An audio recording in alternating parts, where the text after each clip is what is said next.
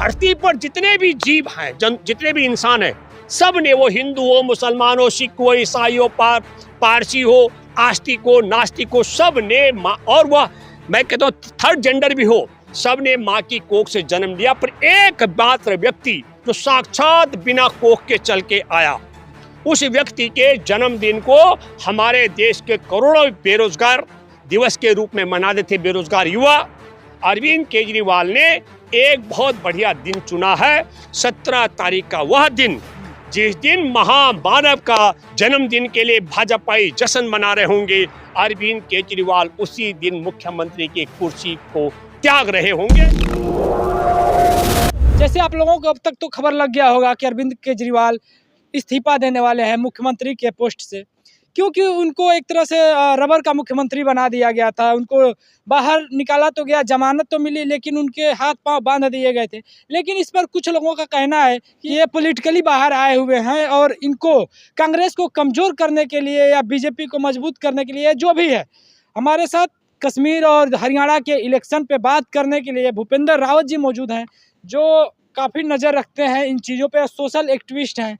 हम इनसे बात करेंगे। सर, क्या कहना चाहेंगे अरविंद केजरीवाल जी की रिहाई को जिस तरह से? देखिए, अरविंद केजरीवाल की जो रिहाई है वो तो निश्चित तौर पर हम ये मानते हैं कि तमाम जो इस प्रकार के शराब घोटाले के मसले में उनके साथ और बाकी लोग पहले से जेल में बंद थे, उन सबको जमानतें मिली है और निश्चित तौर पर जमानत। हाँ, एक बड़ा सवाल है कि ये संयोग है कि प्रयोग है कि देश के सुप्रीम कोर्ट के मुख्य न्यायाधीश और नरेंद्र मोदी जाते हैं उनके घर, गणेश जी की पूजा करते हैं, आरती करते हैं मिल करके, और अगले दिन अरविंद केजरीवाल की जमानत हो जाती है। इस क्रोनोलॉजी को भी समझना पड़ेगा।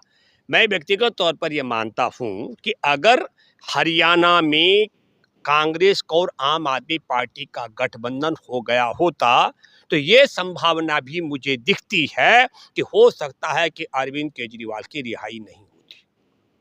और क्योंकि ये गठबंधन नहीं हुआ है तो अरविंद केजरीवाल की रिहाई से जितना आम आदमी पार्टी का इजाफा होगा, ऐसा रणनीतिकारों का मानना है कि कांग्रेस को नुकसान हो सकता है। लेकिन मैं आपके माध्यम से एक बात मैं बधाई देना चाहता हूं, अरविंद केजरीवाल को बाहर आने का मौका मिला। लेकिन दूसरी बात भी है कि अरविंद केजरीवाल मुख्यमंत्री की हैसियत से ना तो मुख्यमंत्री कार्यालय जा सकते हैं, सरकार का मुखिया होने के बावजूद किसी फाइल को हस्ताक्षर नहीं कर सकते, कहीं कोई लिख करके आदेश नहीं जारी कर सकते। तो एक तरीके से मैं ये कहूँ कि अगर आपने किसी तैराक को पानी के तालाब में फेंका, उसके हाथ पैर बांध दिए, तो उसकी मौत निश्चित तय है। और ऐसी स्थिति में मैं ये मानता हूँ कि अरविंद केजरीवाल के पास इस्तीफा देने के अलावा और कोई चारा नहीं है, क्योंकि सरकार है, देश की राजधानी की सरकार को काम काज करने हैं। काम काज करने के लिए मुख्यमंत्री का एक्टिव रहना बहुत जरूरी है। सिर्फ भाषण से सरकार नहीं चलती है। तो जो सरकार का मुखिया है उसे मुखियागिरी करने का हक नहीं, हस्ताक्षर करने का हक नहीं, फाइल चेक करने का हक नहीं, कार्यालय में जाने का हक नहीं है, कोई अधिकार उसके पास है नहीं। अरविंद केजरीवाल की मजबूरी और व्यवस्था है कि अरविंद केजरीवाल इस्तीफा दे। लेकिन अब आता है कि अरविंद केजरीवाल ने जो दिन तय किया, यही आप सवाल कर रहे होंगे, तो मैं ये बात आपके माध्यम से कहना चाहता हूं। इसके लिए मैं अरविंद केजरीवाल की कुशलता के लिए बधाई देना चाहता हूं। हमारे देश के अंदर महामानव, बाकी सब देखिए, हमारे देश में भगवान राम ने भी माँ कौशल्या के कोख से जन्म लिया, और हमारे देश में एक और अवतार हुए भगवान कृष्ण, उन्होंने माँ की कोख से जन्म लिया।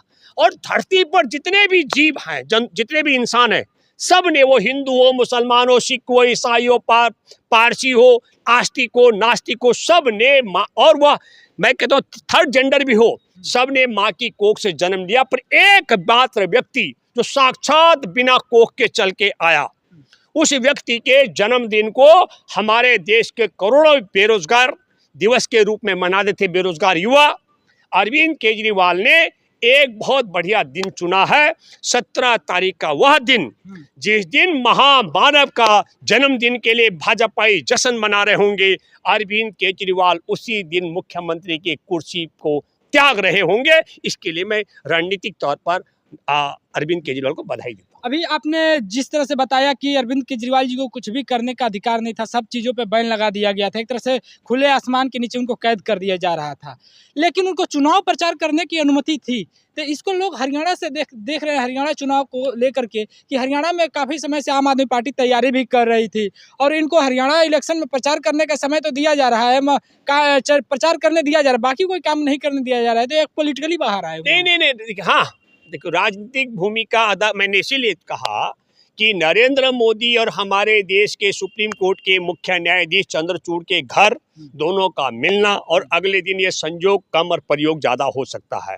इसके दो बड़े कारण भी हो सकते हैं। एक तो मैं आपके माध्यम से कहना चाहता हूँ कि करीब 6 करोड़ रुपए का खर्चा मैं मानता हूँ। सिंधुदुर्ग में 35 फीट ये ऊंची छत्रपति शिवाजी महाराज की जो मूर्ति थी, उस मूर्ति के बनाने से लेकर मूर्ति के शिलान्यास को, मूर्ति को अनावरण के लिए आयोजन करने से लेकर तमाम जो खर्चे हुए हैं वो 6 करोड़ के करीब खर्चे हुए हैं। और उन खर्चों पर छत्रपति शिवाजी, मैं कोल्हापुर में था एक कार्यक्रम में, छत्रपति शिवाजी महाराज के वंशजों ने, उन्होंने मेरा स्वागत किया, मैं एक कार्यक्रम का हिस्सा रहा हूँ। और यकीन मानेंगे, मेरे जितने महाराष्ट्र के दोस्त हैं, जब उन्होंने अखबारों में पढ़ा तो उन्होंने कहा पूरा महाराष्ट्र आपके सम्मान के लिए था। मैंने कहा नहीं, वो इंडोर बैठक थी, वहाँ 450 के करीब लोग थे। उन्होंने कहा नहीं, छत्रपति शिवाजी महाराज के वंशज ने जब आपका स्वागत किया, हम ये मानते हैं कि पूरे महाराष्ट्र ने आपका स्वागत किया। बहुत सम्मान है उस परिवार का। और इसलिए छत्रपति शिवाजी महाराज की मूर्ति मैं आपको बताता हूँ, जो नेहरू जी ने स्थापित की थी वो आज भी खड़ी है, और जो मोदी जी ने खड़ी की थी 6 करोड़ का करीब खर्चा आया, वो ढह गई है। एक तरीके से महाराष्ट्र में छत्रपति शिवाजी महाराज का अपमान के रूप में देखा जा रहा है। उसकी भरपाई के लिए चंद्रचूड़ जी के यहाँ जाकर गणपति जी की आरती साथ में करना, और शायद हो सकता है उस गलबैया का नतीजा, मैं तो ये भी मानता हूँ, मेरे मन में मैंने एक बात कही थी, जब पहलवान बेटियां सड़क पर थी तब मैंने पब्लिकली कहा था, आज भी आप मेरी भाषा और मेरे शब्दों को वीडियो में सुन सकते हैं। मैंने कहा था कि मैं बदसूरत हूं तो मैं अपनी शक्ल को ठीक करने के लिए क्रीम पाउडर लगाऊंगा। मैं चंद्रचूड़ जी की बेंच के फैसलों को इसी रूप में देखता हूं, ज़्यादा नहीं देखता हूं। तब मैंने कहा था कि पहलवान बेटियों की शिकायत पर 28 अप्रैल को मुकदमा दर्ज तो होगा, तो कानून कहता है चंद्रचूड़ का नया काम क्या करेंगे।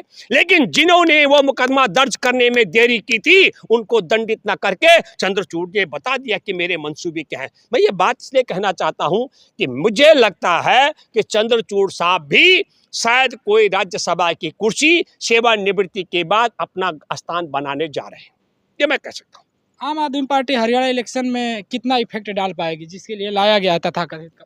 देखिए, मैं आपको बताना चाहता हूँ बेबाकी के साथ, हरियाणा में 3 किस्म के मतदाता हैं। एक, मैं आपको बता दूं, मेरे कंझावला में हमने 35 दिन ताला लगवाया था, उनमें एक किसान करण सिंह है, जो 2013 का कानून बना धारा 24(2) के तहत दिल्ली हाई कोर्ट ने जमीन डी नोटिफाई किया, अधिग्रहण रद्द किया, और नरेंद्र मोदी की सरकार ने अध्यादेश जारी करके जो कानून को लंगड़ा किया 2013 के कानून को, भूमि अधिग्रहण के कानून को, उसके बाद वो जमीन सुप्रीम कोर्ट से जब्त हो गई, मतलब अधिग्रहण रद्द हो गया। लेकिन करण सिंह आज भी भाजपा के पक्ष में बोलता है, जमीन छिन जाने के बाद भी। तो अंधभक्ति करने वाले लोग, करण सिंह मेरे बहुत अच्छे मित्रों में से है, लेकिन उनके विचारधारा की बात कर रहा हूँ, तो मैं ये बात कहना चाहता हूँ, एक बहुत बड़ा समूह अंधभक्तों का है जो कुछ भी हो जाए वो भाजपा के साथ खड़े हैं। लेकिन 2 और किस्म के मतदाता है, एक जो किसी भी कीमत पर भाजपा को सत्ता से बेदखल करना चाहते हैं, और 3 जो कांग्रेस की सरकार बनाना चाहते हैं।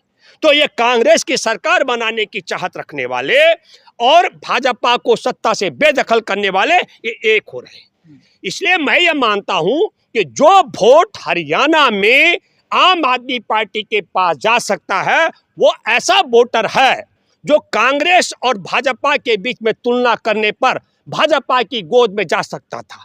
मेरी दृष्टि में यह है कि हरियाणा का जो नुकसान होगा वोटों में, वह भारतीय जनता पार्टी को आम आदमी पार्टी ज्यादा नुकसान पहुंचाएगी बिनस्बत कांग्रेस के। ये मैं अपने राजनीतिक अनुभव के आधार पर कह सकता हूं, और ये इसलिए भी कह सकता हूं, दिल्ली भी आपके सामने है, भाई अरविंद जी ने क्या कहा था दिल्ली में? अरविंद जी ने कहा था कि देखो आपको तय करना है कि मैं निर्दोष हूँ कि दोषी हूँ। तो लोकसभा के समय आपने देखा है, दिल्ली के अंदर भी मैं आपको बताना चाहता हूँ, दिल्ली में भी अगर आम आदमी पार्टी के साथ गठबंधन के बगैर कांग्रेस चुनाव मैदान में होती तो मैं इसका कारण भी आप समझ लीजिएगा, क्योंकि हरियाणा की जनता इस समय मान चुकी है और जान चुकी है कि वहाँ पर तय हो चुका है कि वह कांग्रेस को लाने वाले इसके कई कारण हैं। वह चाहे संविधान को लेकर के हो, हमारे देश में किसानों को लेकर के हो, हमारे देश में आदिवासी पिछड़े दलित तमाम के लेकर हो, संविधान को लेकर के हो, और पिछले लंबे समय से जिस प्रकार की भूमिका राजनीतिक तौर पर राहुल गांधी निभा रहे हैं, उससे लोगों को देश और दुनिया में जो संदेश जा रहा है, हरियाणा भी मैं ये मानता हूं कि कांग्रेस के साथ खड़ा हो चुका है। तो यह है भूपेंद्र जी के पॉइंट ऑफ व्यू। आपके पॉइंट ऑफ व्यू क्या है? कमेंट बॉक्स में आकर के जरूर बताइएगा। मिलेंगे किसी अगले वीडियो में, तब तक के लिए जय।